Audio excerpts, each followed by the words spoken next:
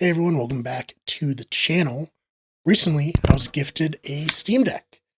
And it's pretty much one of the best gifts I've ever received. Being able to play games like Kingdom Come Deliverance 1 or Resident Evil Village on the go is an absolute game changer. When I compare this to Nintendo Switch, well, the Switch certainly has some great games on it.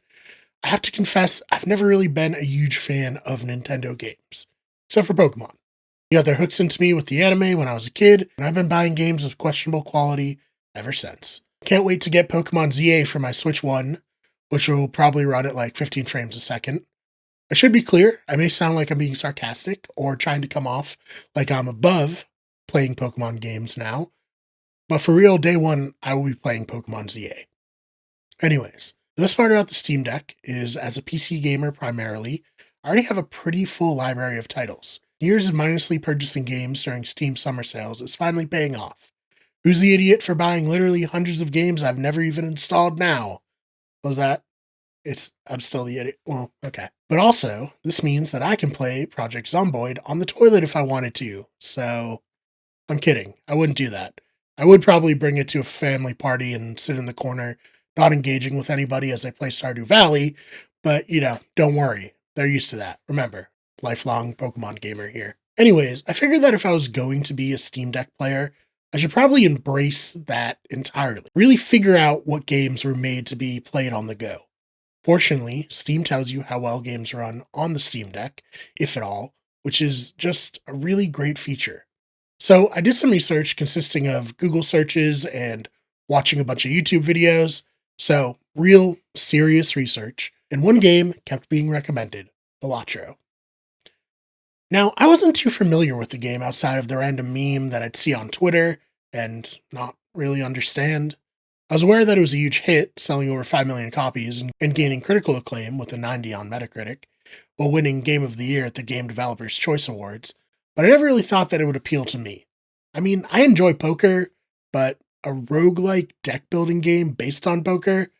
I don't know, that just didn't really sound like something that'd be up my alley. I've never really been one to be into roguelikes. Something about making one mistake leading to you having to start the entire game over seemed just awful. Or not awful, but not that fun either. I'm not the best gamer in the world. I'm willing to admit that. I'm sure if you've watched this channel for any length of time, that's probably pretty clear. So I'm going to make mistakes, which means game over. Anyways, I'm trying to embrace the console for what it is, so I decided to give Balatro a try. Also, being so new to the genre, if I say some really basic things about Balatro or roguelikes and say that that's why this game's cool, that is why. Once the game was downloaded, I figured that I'd do the tutorial, play a game or two, then go to bed, as it was already getting pretty late. I then proceeded to spend 3.5 hours straight playing the game. I wasn't aware that I was spending so much time with it. The minutes and hours melted away to big blinds and joker cards. The way the game works is each run consists of 8 antes. These antes have sub-levels called blinds. Each blind requires you to score a number of points to advance. As you progress, you earn currency based on how well you did in the previous round. You score points by selecting hands of cards that correspond to poker hands. The better the poker hand, the more points or chips you get. You have a certain number of hands to reach the point total of the blind in order to advance. If you beat it in fewer hands, you get bonuses. Between rounds, you enter a shop where you can buy cards to add to your deck, or buffs such as jokers, which serve as multipliers, or tarot cards and spectral cards, which each come with their own unique effects. The more you play, the better you'll be at identifying hands quickly and using your favorite jokers, tarots, or spectral cards to build the best run possible. It seems a bit complicated on the surface, but once you play a few rounds, you really get the hang of it. The greatest strength of the game is that it's simple, easy to jump into, and likely each run's gonna only last like 10 to 20 minutes. Less if you get unlucky or, you make a mistake. Because of the ease of jumping into new runs, it's the ultimate, I'm just gonna play one more game video game. But just one more game will often turn into long stretches of games, because if you'd just done this one little thing differently, or if you'd gotten that card a bit sooner, you wouldn't have failed. Balatro is addictive and satisfying. The pace and animation work like a slot machine, transfixing you, and before you know it, you've lost an entire evening to it. And this is coming from someone who, as I said at the top of the video, really had very little interest in roguelike games. Someone who, for being real, isn't that great at games, but loves them all the same. I'm sure the gameplay I've been using as B-roll confirms that I kind of suck at it, but you know what? That's okay.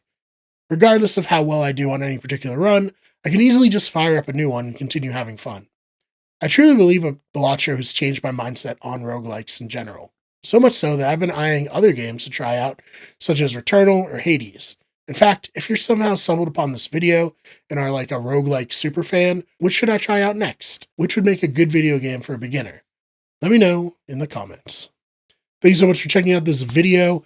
A little different, just kind of wanted to give my experience like a year too late, a year after everyone has already decided that this is a great game, but I do hope you enjoy it. Also, I'm just kind of realizing now that I dress like a lumberjack, which I didn't intend to do, but you're welcome if that's your thing, or I'm sorry if you hate lumberjacks for some reason.